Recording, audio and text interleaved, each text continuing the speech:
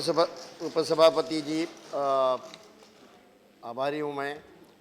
ये जो बिल आया है और गडकरी साहब ने लाया है, गडकरी साहब एक एफिशिएंट मिनिस्टर समझे जाते हैं। जब उन्होंने महाराष्ट्र में काम किया हम लोगों ने देखा है,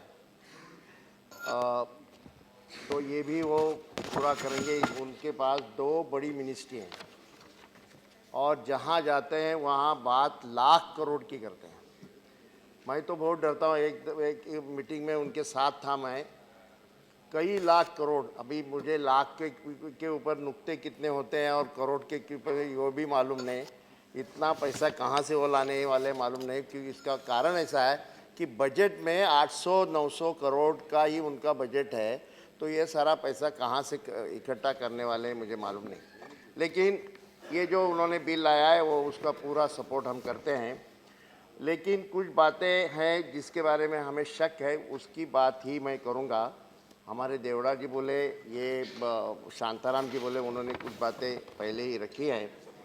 ये सही बात है कि रोड और रेलवे के ऊपर का बोझा कम करना चाहिए, और उसके लिए जिस ढंग से अभी तक जो वाटरवेज के ज़रिए जो इस्तेमाल पानी का होना चाहिए था, वो किनारों का बिल्कुल हुआ नहीं, वो होना चाहिए था। मैं बचपन की मुझे याद आती है कि मैं गोवलकोट से दाभोल तक प्रवास किया था, वो अभी बोट नहीं है।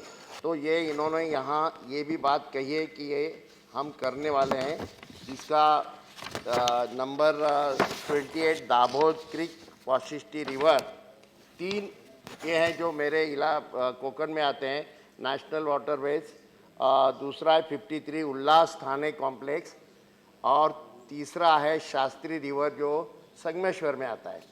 यहाँ एक स्पष्ट नहीं होता कि ये जो होने वाले या करने जाने जा रहे हैं वो कहाँ से कहाँ तक होने वाले हैं, क्योंकि अगर ये जो 3 जिक्र मैंने किया, 3 वाटर वेज का, वो तीनों उसका डिस्टेंस कम है, तो इतने ही इसमें रहेंगे क्या, वो ज़रा मंत्री जी स्पष्ट करेंगे तो अच्छा होगा। दूसरा ऐसा है कि स्टेट गवर्नमेंट से क्या बात हुई, क्या कंसल्टेशन हुआ क्या, क्योंकि उनका भी अधिकार है। उनको अगर कुछ डेवलपमेंट के लिए ये डेवलप करना है तो वो भी उसके विचार क्या किया गया है ये उन्होंने बताना ज़रूरी है। बॉम्बे नेचुरल हिस्ट्री सोसाइटी ने ये तीनों जगह सेंसिटिव कोस्टल एरिया करके डिक्लेयर किया है। तो ये वहाँ गडकरी जी, वहाँ ये ecologically sensitive coastal area declare किए गए हैं।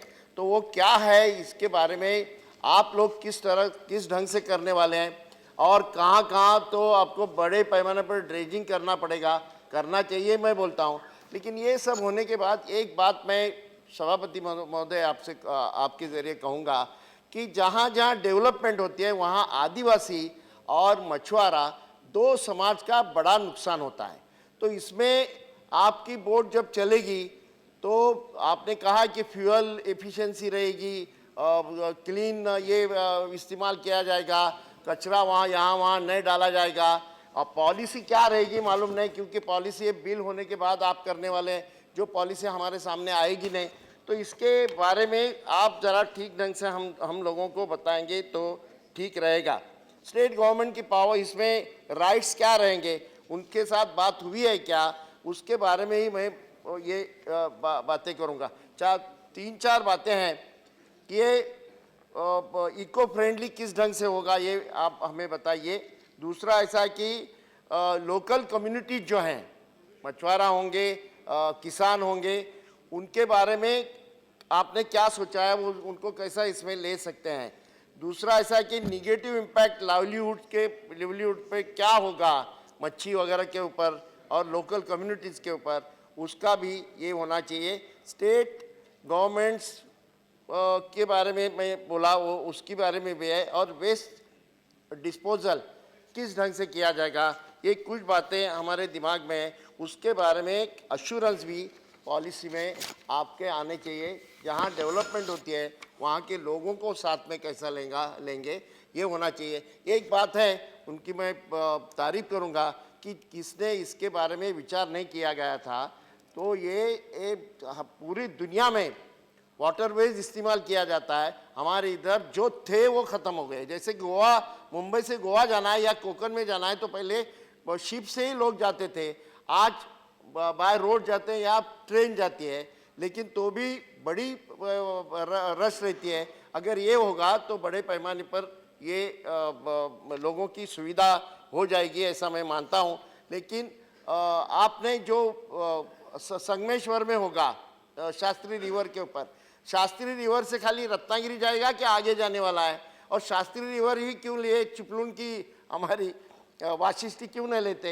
ये भी हमारे सामने सवाल है। सेंचुरी के बारे में इन्होंने जो कहा तो मैं वो किस ढंग से वो बचाने वाले हैं आप बताइए, लेकिन मैं एक आपको सुझाव दूंगा कि हमारे वाशिष्ठी रिवर में क्रोकोडाइल बड़े पैमाने के ऊपर है, फिर टॉर्टाइज भी बड़े पैमाने पर है, बड़े पैमाने पर लोग वहाँ टूरिस्ट भी जाके देखने के लिए जाते हैं।